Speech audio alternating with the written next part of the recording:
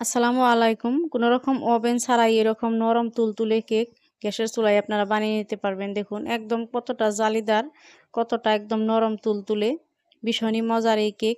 তাও আবার কোনো রকম তেল ছাড়া, কোনো রকম লিকুইড দুধ ছাড়া, শুধুমাত্র ২-৩টা উপকরণ করে থাকা সেগুলো দিয়ে বানিয়ে নিতে পারবেন। তো পুরো রেসিপিটা আপনারা দেখতে থাকুন আমি এটা কিভাবে বানাই। তো তার জন্য আমি ডিম নিয়ে নিছি ২টা।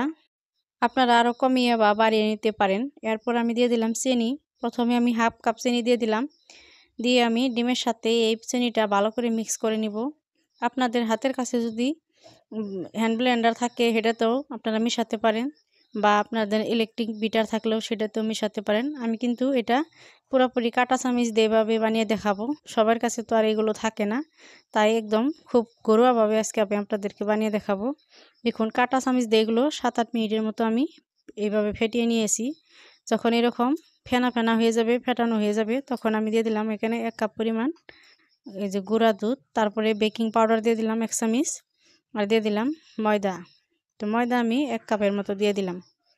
দিয়ে আমি এগুলো এভাবে কাঁটা চামিচ দিয়ে ভালো করে একটু একটু করে মিশিয়ে নিব। এভাবে করে মিশিয়ে নিয়ে আবার একটু একটু করে দিয়ে দিব। আবারও আমি দিয়ে দিব একটু একটু করে ময়দা। আমি এখানে টোটাল আমি 1.5 কাপের মতো ব্যবহার করছি।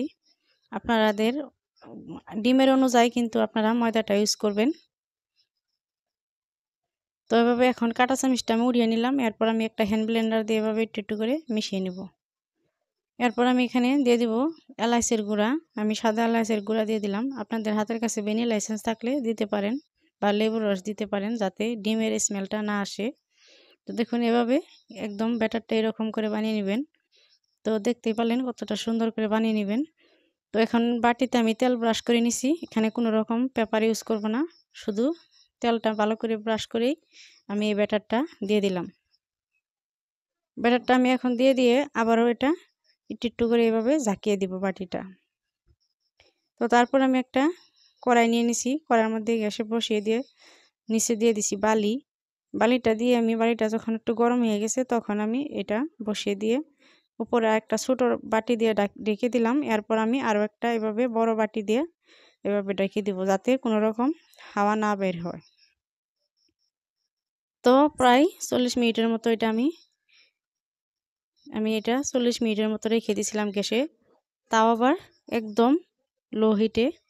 দেখুন 40 মিনিট পর একদম ক্লিন বের হয়েছে চাকুটা আমার। এটা একদম হয়ে গেছে এখন কেকটা আমি এখন দেখুন ছুরি দিয়ে এভাবে সাইড দিয়ে এভাবে কেটে নামিয়ে নিব। সাইড দিয়ে এভাবে করে কেটে নিলাম। এখন আমি এটা ঢেলে দিব। দেখুন একবারে খুবই সুন্দর হয়েছে, নিচের পাটটাও উপরেও একদম খুবই নরম তুলতুলে। এটা কিন্তু গরম অবস্থায় বাচ্চারা খেয়ে ফেলে, একদম খুবই নরম তুলতুলে হয়। বাচ্চারা কিন্তু এটা ঠান্ডা হওয়ার সময়ই দেয় না, আগেই কিন্তু এগুলো শেষ করে দেয়। এতটা সুন্দর হয় আর এতটাই স্পঞ্জি হয়, একদম দোকানের কেকের থেকেও কিন্তু এগুলো টেস্ট হয় খুবই।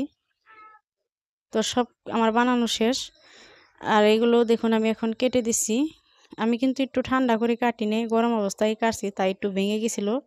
আপনারা কিন্তু একটু ঠান্ডা করে কেটে নেবেন, যাতে এগুলো ভেঙে না যায়।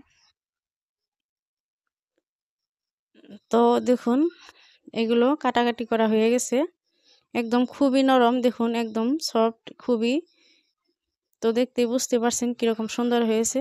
তো রেসিপিটা ভালো লাগলে অবশ্যই আপনারা চ্যানেলটাকে সাবস্ক্রাইব করে যাবেন, আর ফেসবুক পেজে থেকে দেখলে ফলো দিয়ে শেয়ার করে যাবেন। আল্লাহ হাফিজ।